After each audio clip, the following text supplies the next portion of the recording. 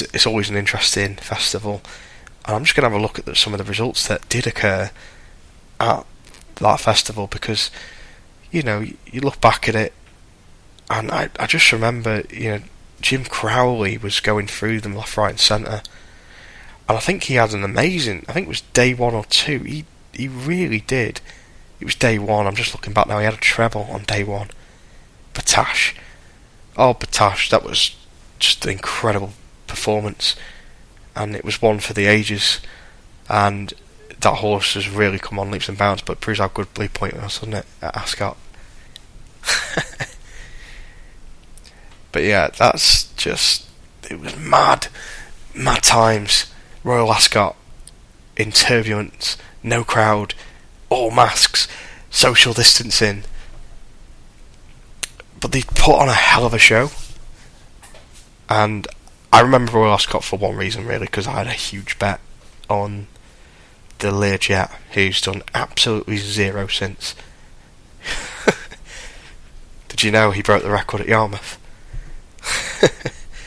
Yeah, he was brilliant for Michael Bell, and he got bought.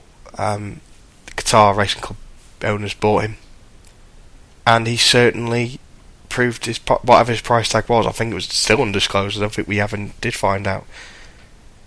But yeah, I looked at that race. I just thought, because your dad, I put it on Twitter weeks before I got a request to bet, and I said to my mate, I said, right, we've got to do it. And we did 20 each. It was 16-1 at the time, I think it was 16s, something like that. It was something. It was good odds anyway. And oh wow, it literally paid for the entire festival. It was incredible, and I was furloughed as well at that point, so the money meant the world to me. And we just go from there. We move. It's been a tough year, but thinking back, June was. Apologies for forgetting the months before, but that's the sort of year we've had.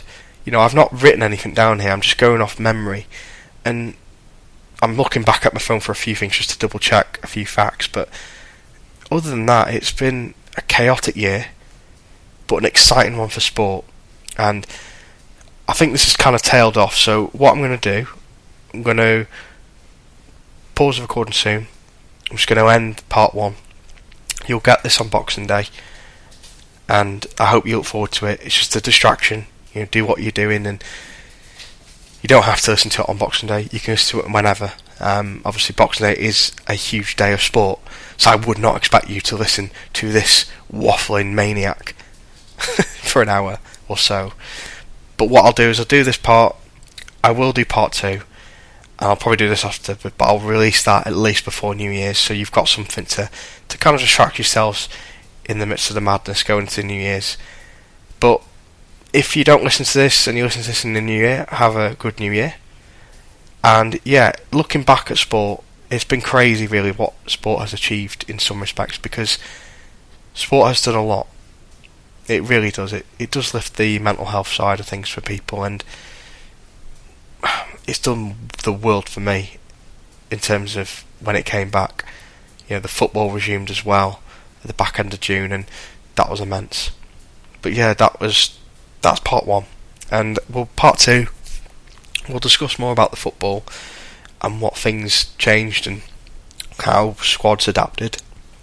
I will go into that more in depth, and then we'll obviously just end it where we are now. It doesn't seem like a lot's happened, but it really has, and I could waffle on about it all day, but I'll just only bring up the main bits, and I'll speak to you all in part 2. Peace.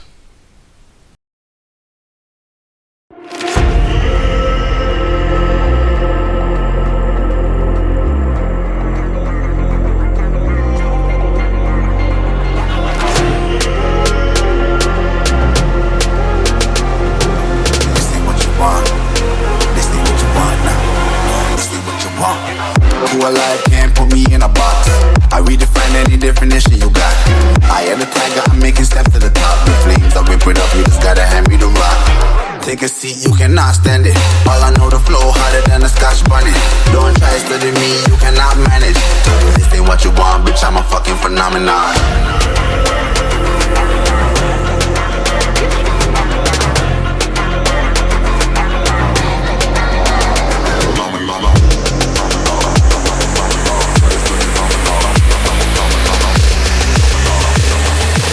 this ain't what you want, bitch, I'm a fucking phenomenon.